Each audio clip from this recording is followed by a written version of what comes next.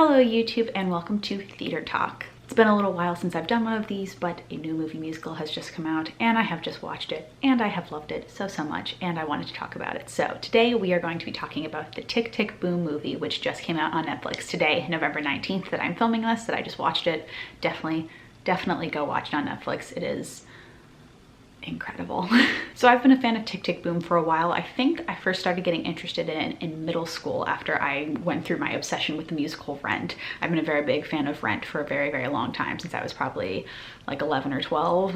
When my sister Morgan was a really big fan of Rent, we went to go see it when it was still on Broadway. I have a whole like collage mural wall on the back of my bedroom door back at my parents' house that is dedicated to Rent, kind of the movie version of it, but like Rent just in general. So that just shows how much of a big fan of it I am. I think I'm always going to be a fan of Rent. It was like one of the first musicals that I was just like really inspired by and wanted to listen to all the music constantly and watch the movie over and over again, listen to both soundtracks constantly. I was just a really big fan of it, and that made me really interested in Jonathan Larson's work and everything else that he did and learning about his story. If you don't know who Jonathan Larson is, he is the creator of the musical Rent as well as Tick, Tick, Boom, this movie, who at the age of 35 died from an aortic aneurysm just before the musical Rent opened at New York Theater Workshop, so he never got to see all of the fruits of his labor come to fruition and have the success that they did. And his work is just incredible, and his life is just so inspiring about living everything in the moment and trying to live the best life you can while you have it, and yeah, all that kind of stuff. It's making me emotional thinking about it because I've always just been very inspired by him to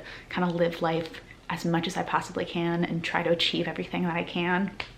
Oh my god, just thinking about it's making me emotional. So I'm pretty sure that the Tick, Tick, Boom movie has been in the works for a pretty long time. I feel like I remember reading something a very long time ago about it being like optioned to become a movie, and then kind of like died out with the news of it, and then recently came back into the world of being like, hey, Lin-Manuel Miranda is going to be directing it, Andrew Garfield is going to be starring in it, and then finally it got made, and it is one of the most incredible movie musicals I have ever seen in my entire life. Truly, I think it's topped the list of my favorite movie musicals ever. It is so good. So let's get into the details of it. Spoiler alert here, because I'm going to be talking about some of the specifics of things if you do want to go watch it, which I recommend that you should. So starting off with Andrew Garfield, who is the star of the movie playing Jonathan Larson. I literally wrote in my notes here that I wrote after watching the movie, wow. That is just the best way to describe how he does in this movie. He completely embodies who Jonathan Larson was, the character that they've created for this musical of Jonathan Larson, as well as telling his story very truthfully. And oh my god, the way they costumed him, the way his hair looked. One of the opening shots of the movie is Andrew Garfield as Jonathan Larson sitting at the piano playing the opening number 3090 with his hand up like this, playing the piano. And as soon as I saw that, I was just taken back immediately to seeing photos of Jonathan Larson in that exact same outfit, pose, hairstyle from productions that he did of Tick, Tick, Boom. And I just was like, from that moment, literally like the first few minutes of the movie, I was like, I knew it was going to be good just because of that attention to detail, and just seeing how much Andrew Garfield embodied the character and embodied Jonathan Larson. I just, oh my god. Another character that I can't get over how absolutely perfect it is the character of Stephen Sondheim in the movie, who's played by Bradley Whitford.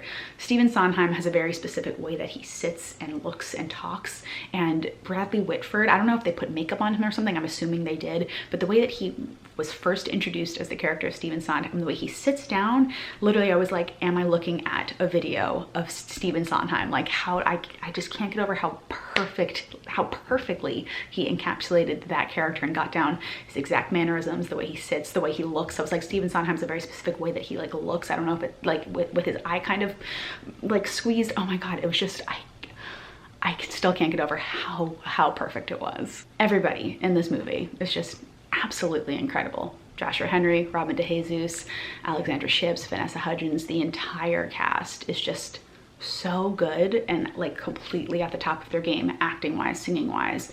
Everything about it is just like so perfectly created.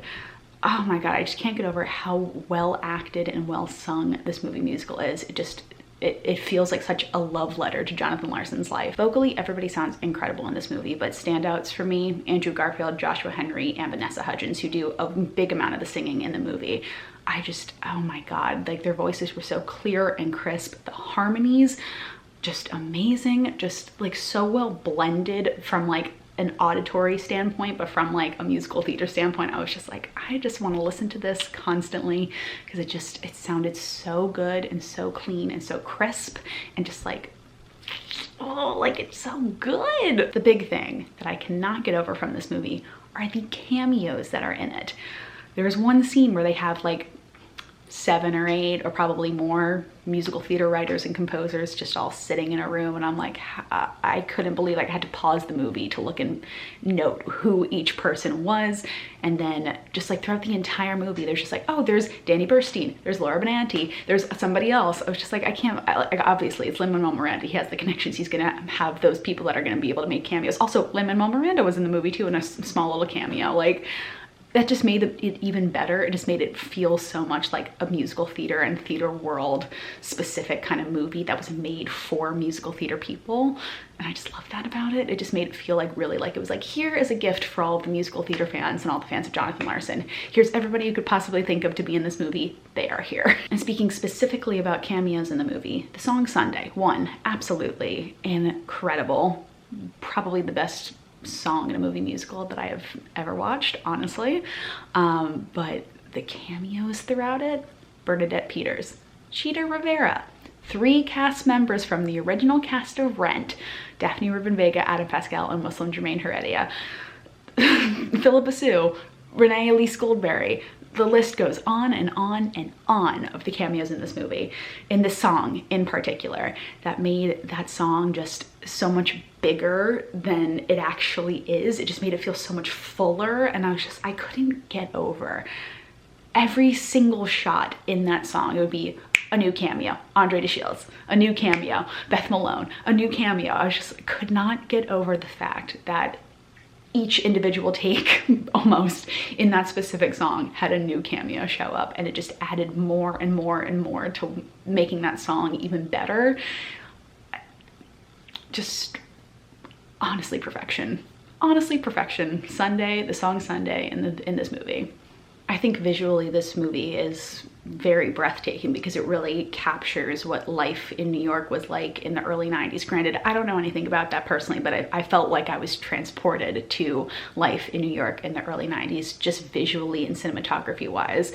I felt like coloring wise, it just felt very like kind of dark and gritty, but when there was moments that it needed to be light, it had a lot of light and brightness to it. It was just so well done. I really can't get over how like perfectly well done everything is in this movie. There were a couple lines throughout this movie that literally I had to pause the movie and go, oh my God, because it resonated so much with me and my journey and my like life stuff living here in New York and career journey as a musical theater performer. Just feeling like it just felt such a close connection to my heart about where I'm at, and just maybe like sit back and pause for a second and like take that line in. 3 specific parts that I wanted to point out was when the character of Michael is talking about his audition process before he changes his life to be in advertising, literally discussing how he has to stand in line for hours outside the Equity Building, hope that a director will decide to see non-union actors, and then when you do go in the room, you're only singing for a couple seconds and then just hoping that they'll remember you when you're in the room. I was like, if that's not my entire life auditioning in New York, I don't know how else to sum it up. Like, it's the perfect way to exactly sum up what my life is like. And it's also interesting to know that audition processes haven't changed much since the 90s.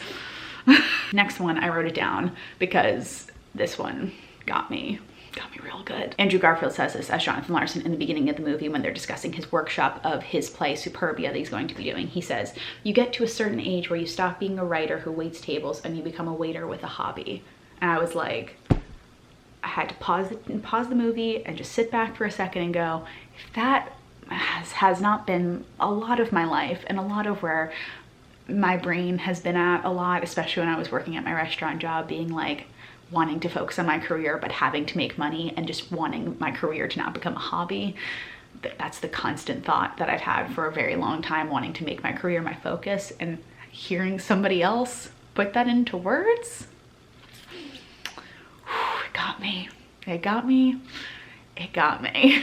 And then the last one that I wanted to talk about specifically is when Jonathan's agent is talking to him after his presentation of his musical Superbia.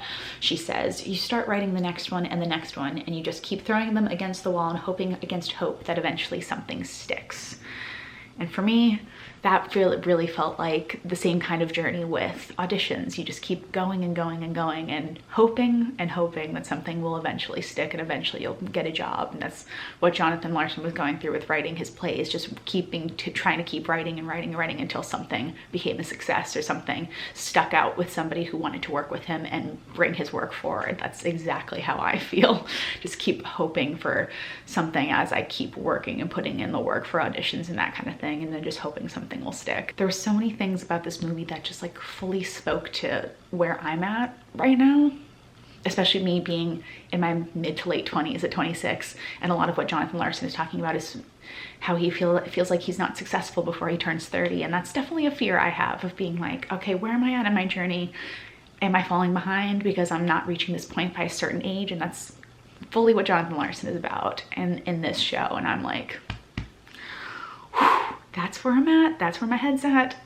Just having somebody else put it into the words for me shows that I'm not alone in that, which is really, really nice to think about, knowing that somebody else was going through that journey. But getting emotional thinking about it again. Oh my God. But the bit that made me actually fully break down in tears, I was getting emotional throughout the entire movie, but the part that made me break down completely, like full on sobbing, was the movie ended, the credits started, and immediately they have footage of Jonathan Larson in his showing of Tick, Tick, Boom from the 90s. And that just completely broke me.